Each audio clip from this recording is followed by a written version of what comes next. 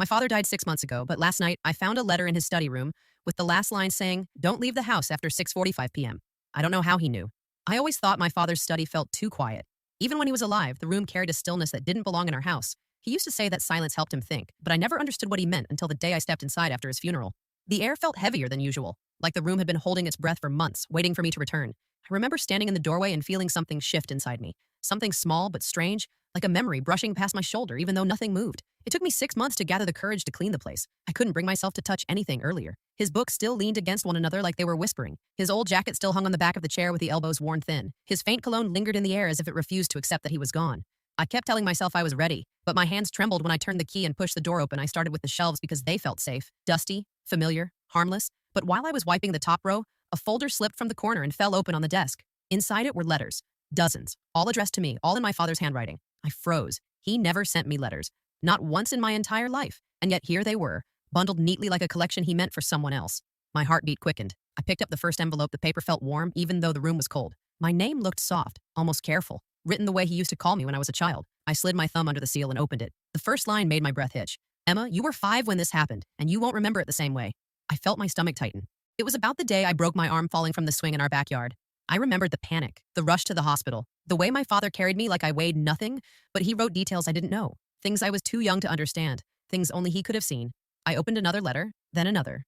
Each one described a moment from my life, my first heartbreak, my acceptance into college, the night I cried alone in my apartment during a storm. He even wrote about the fear I felt when I walked home after work last winter and thought someone was behind me. Even though I never told anyone, my hands began to shake. How did he know all this? How could he write about things he wasn't even present for? The letters felt too accurate, too intimate.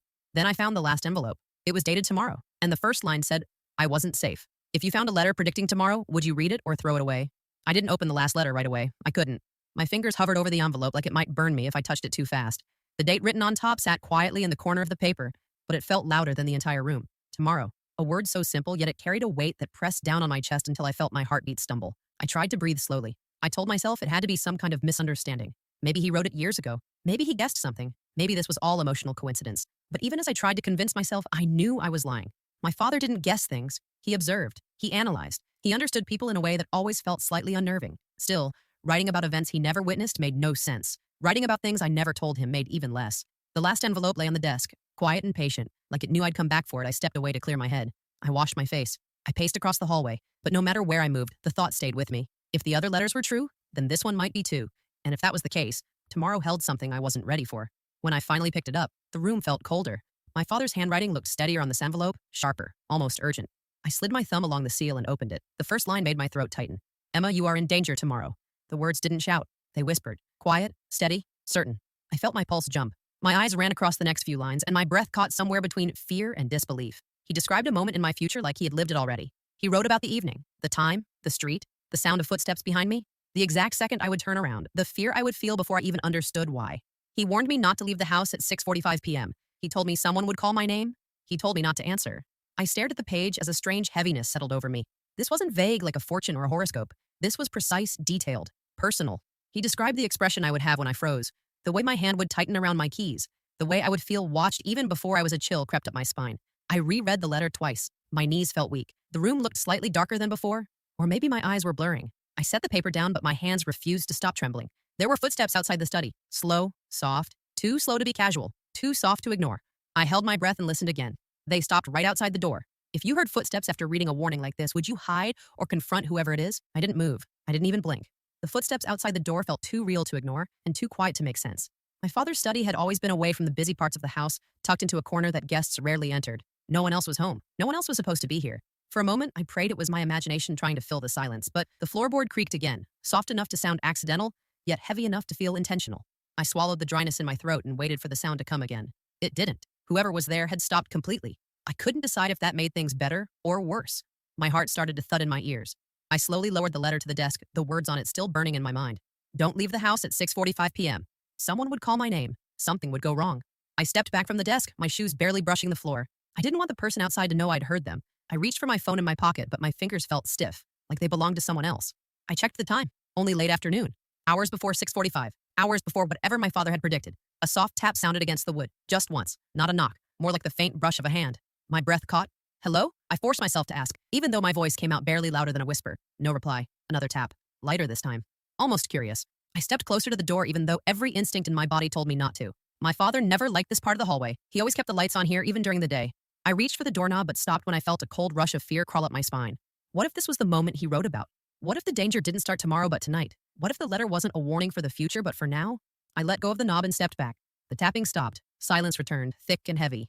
I waited for footsteps to move away, but none came. The quiet felt wrong, almost tense, like someone was holding their breath on the other side of the door. I backed up slowly until my leg hit the chair. The letter lay open on the desk. My father's handwriting seemed to stare at me. The warning echoed through my mind until I felt my knees weaken. I couldn't stay in the study anymore. I grabbed the letters, all of them, and slipped out through the second door that led into the side hallway.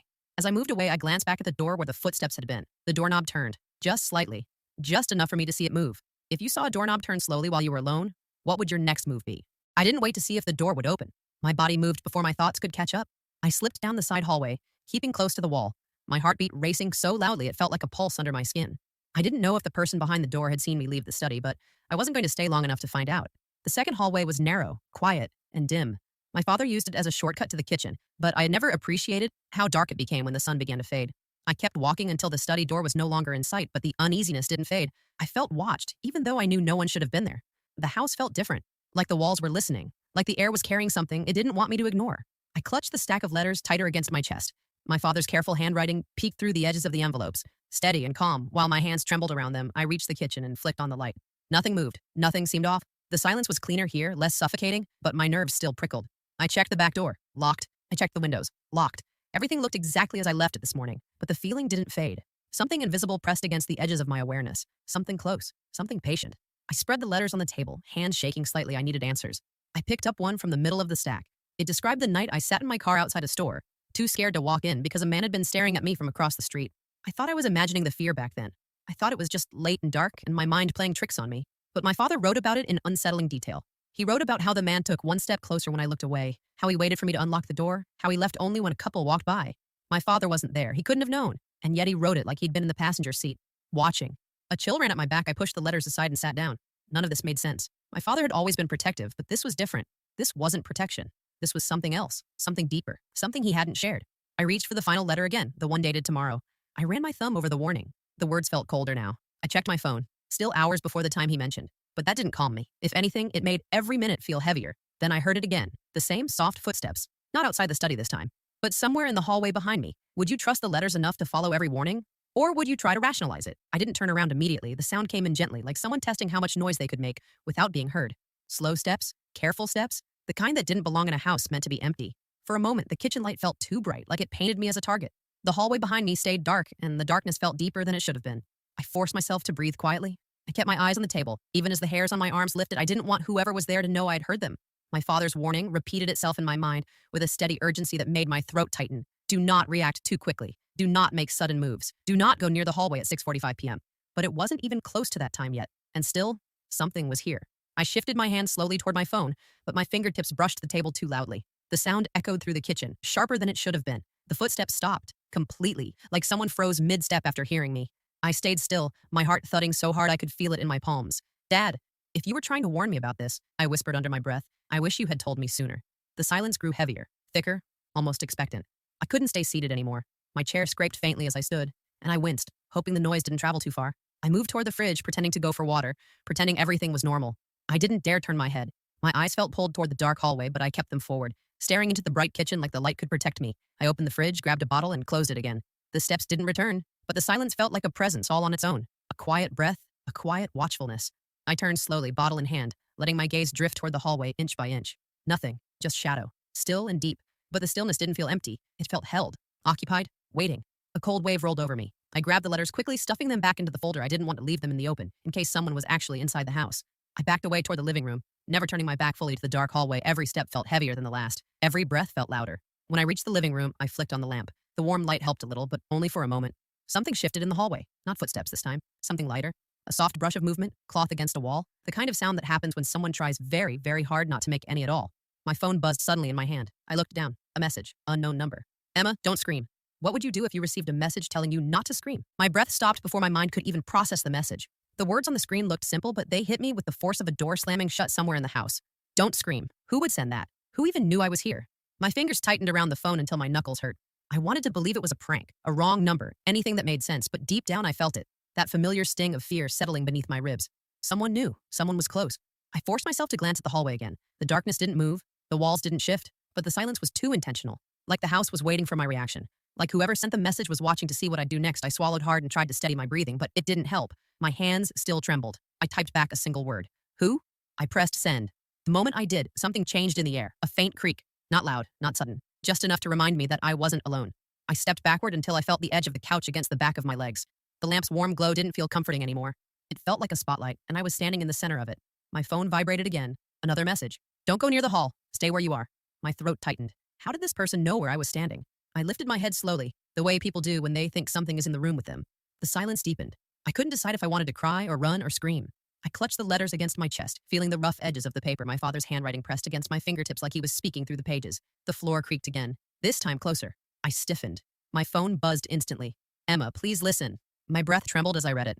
I didn't know who this was, but the word please struck me harder than the warning itself. It felt desperate, urgent, almost familiar in a way that made my chest twist. Another message appeared before I could reply. Don't turn around. My heart lurched. The letters slipped in my grip. A cold rush blew across the back of my neck, so faint and light that for a moment I thought I imagined it, but the feeling stayed, like someone was standing behind me, close, too close. I shut my eyes tight. My breath shook. I didn't dare move. I didn't dare look. My father's warning echoed again. The danger. The moment someone would call my name. The fear before the understanding. Then the warmth of the lamp flickered, not fully off, just a soft dip of the light, like a shadow had passed directly in front of it. My pulse pounded in my ears.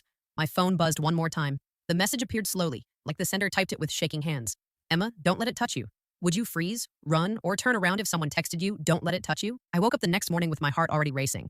Like my body knew I was supposed to be afraid before my mind even caught up. The air in my apartment felt heavier than usual, almost humid with tension. I stood near the window, staring across the street at the spot where Mark's truck had been parked the previous night. The curb was empty now. I wasn't relieved.